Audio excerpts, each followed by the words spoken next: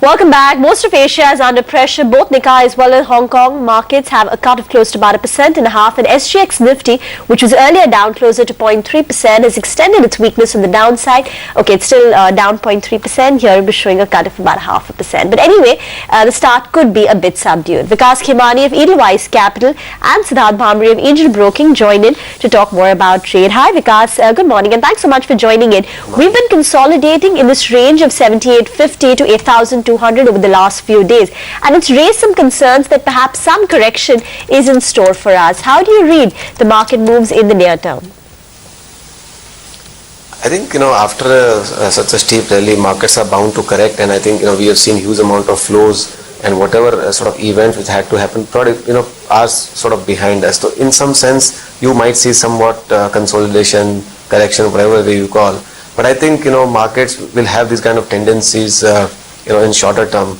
I continue to maintain that from a medium term to longer term perspective, trajectory is upward, and these kind of corrections would take in place. Now I think, there is a trigger in terms of policy today, and I think next trigger probably would be coming from the quarterly earnings, and I think that is where market would take the next round of clues, and depending on how the result season pan out, you will see again further short-term sort of movements. So I would tend to think that probably, from a downside perspective, it is quite protected, given the fact that there is a lot of interest from the, long-only institutional investors to buy nibble at the lower levels.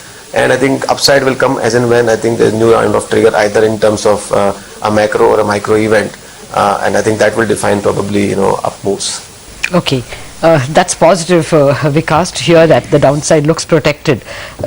Would today's credit policy be largely a non-event for the markets? The poll that we got indicated that there won't be any rate action and he will remain as hawkish as August. If that indeed were to come true, what would be the reaction? I think to some extent market is quite a bit sensitized on this. If you look at his last policy statement and I think intermittent comments he has made in various forums, I think it is very clear, what is going on in his mind. So I think there is no case of, in my opinion, interest rate cut in this policy, as well as, sort of interest rate tightening. So, most likely it will be sort of a continuation of the last policy stance. And I think as far as the policy statement is concerned, I guess, he's been indicating in various forums that, he is worried about inflation.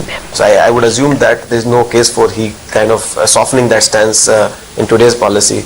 But I think incrementally he's also been saying that, he's comfortable about the, fiscal side, is comfortable about overall other things. So I think, I don't think today's event would be a big event from a, market perspective, unless there is something unexpected which sort of springs in the policy which market is not expecting. So as far as the market expectations are concerned, status quo is expected. But if something unexpected comes, obviously there will be move. Yeah, I was just telling Rima that, it's very tempting to say it will be a non-event policy, but every time I've gone to the Reserve Bank expecting it to be a non-event, there's always some big surprise. Vikas, do stay on with us. We have lots of sector-specific questions for you. We have to take a break, but before that, today is a big day and all eyes are on CNBC TV 18 to catch a comprehensive review of the credit policy. Thank you for watching us. It's because of your support that CNBC TV 18 has consistently been at the #1 position. In fact, as you can see on the on the graphic, the TAM numbers indicate that CNBC TV 18 is the undisputed market leader with 61% market share. Thank you for staying with the leader, and well, now we get into a break.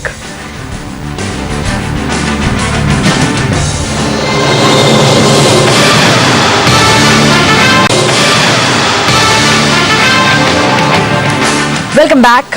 Well, we still have about 40 seconds for the markets to give us the pre-opening rates. So let me quickly get Siddharth Bhamri of Angel Broking also into the conversation. Vikas Khemani is still with us. Siddharth, what's the strategy on the Nifty today? Good morning, Lata. We are positionally not very optimistic on market, but we are heading into a long break in next 2 trading sessions. And before that, most of the participants would think of covering their positions and looking at the structure of market and kind of positions we have seen. It's more of short positions which are standing, especially in some of the large cap names.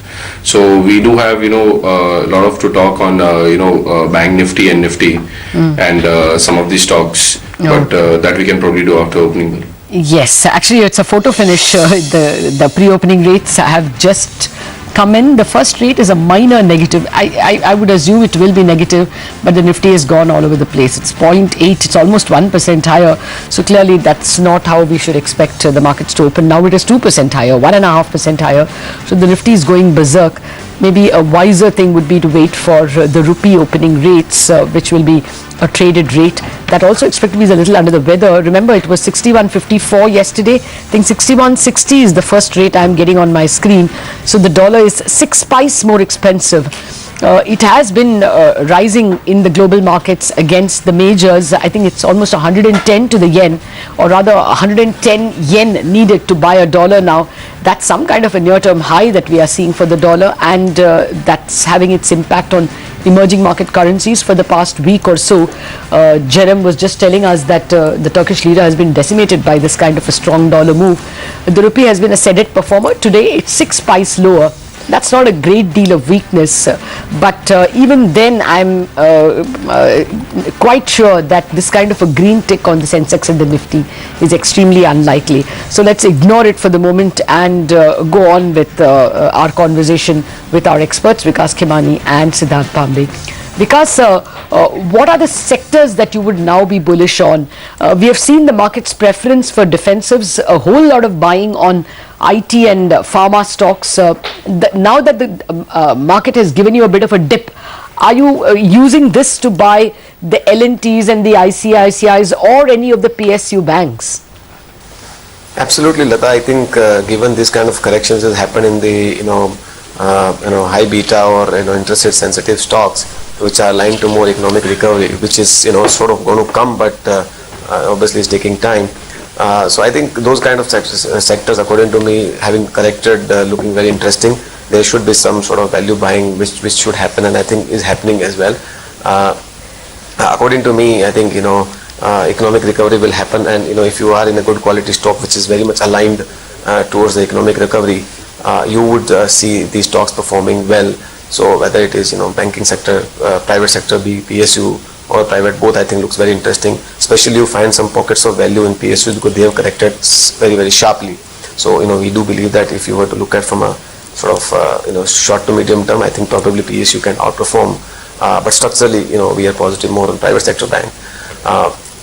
And I think even the capital goods sectors, whereas stocks like Larsen and Thermax and all those whole lot of things have corrected reasonably well. So I do feel that these are the good times to sort of do value buying or bottom fishing. Vikas, you spoke about earnings being a trigger for the market. We're approaching the earnings season. Next week we'll have Infosys. Overall, how do you expect the markets to come out post the earnings season? Will there be any change to your market EPS forecast? See, if you look progressively in last couple of quarters, slowly there has been upgradation which is happening on the forecast, and I think I do believe that that trend will continue, because I think typically with every quarter passing, you get to see a lot more reinforcement, lot more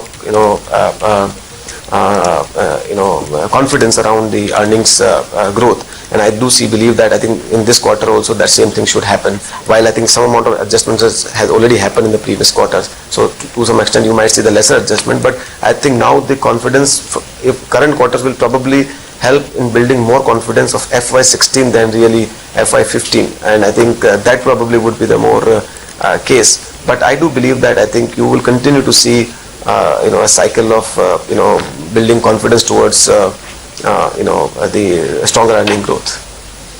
Okay. Well, Siddharth, now for the question on Bank Nifty and the banking shares. How are you going to trade any of them? You have a strategy on either the Bank Nifty or any of the banks? Lata, first and foremost, because of the way currency is moving, I don't think so that there would be any decline in interest rates. Last time when dollar was showing significant strength and our currency was depreciating, in the name of inflation would be imported. That's why governor had hiked the interest rate. So this time when currencies are depreciating and dollar is appreciating, in middle of that, I don't see any reason why there would be decline in interest rates. We are seeing good amount of shorting taking place in some of the mid-cap PSU names, which we have been discussing since quite some time. Union Bank, Bank of India. we are not putting our hands as of now over there. There might be some weakness. We are seeing good amount of shorting taking place in some of the names like PNB, SBI. Private sector space also, we have seen formation of short positions. Now, if I get into the index Bank Nifty, 15,400 to 15,600 was quite a strong resistance zone before the breakout came, and now you are in middle of that zone, which is acting as a support. Any close for Bank Nifty below 15,100 probably would trigger, further downfall. So certainly we are not advising any bottom fishing or any kind of buying in banking stocks, be it private sector or PSU. All right. At the moment, the bond markets have also opened and it's unchanged, 8.49. We saw a decent amount of hawkishness yesterday as well. The little minor positive we had because of the slightly smaller borrowing program got wiped out because of the credit policy expectations. So the market is quite clearly going into the credit policy, not expecting any good news. The worst is factored in. I don't see bond yields rising further from here unless the SLR cut is bigger than expected or there is a knee-jerk reaction to an SLR cut. An SLR cut will have a minor sentimental negative, but not much at all.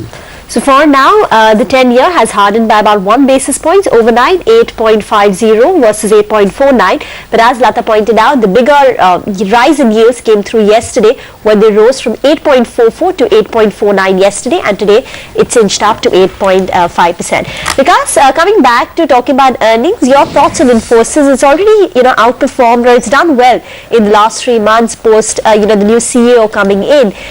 Do you think the results will be as good and will justify the rally that we've seen?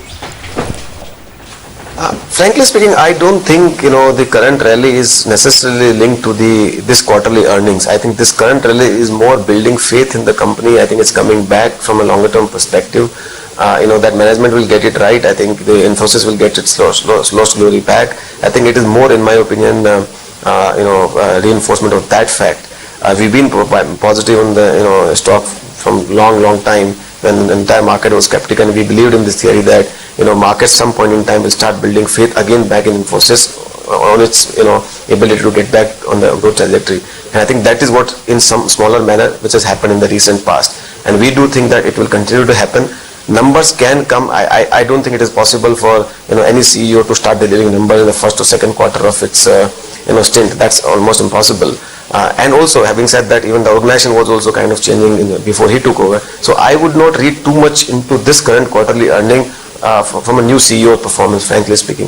I think it is a more longer term faith which is being posed by the markets in the new management, and I think which is a very positive and welcome sign.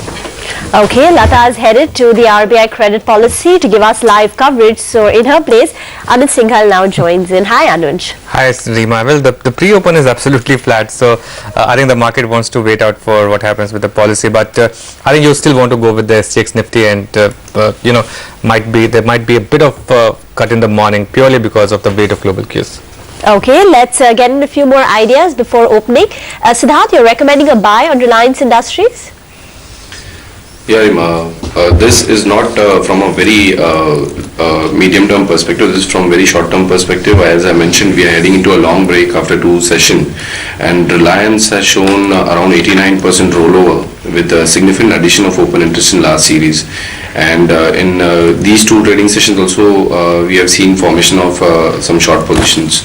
We are expecting some covering of these short positions and it taking up Reliance, say 30-40 points up from current levels.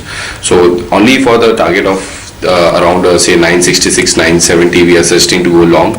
Stock has very strong support around 920, 925. So probably a couple of points down around 918 we can fix stop loss and go long and trade with positive bias only for next 2 trading sessions. And Siddharth, is your buy on Godrej Industries also a short-term call? Not exactly for 2 days, but from positional perspective, the correction in this counter has not happened because of formation of short positions. It was more some unwinding which we saw in the data, and around 295, 300 this stock had good support. It bounced back from those levels.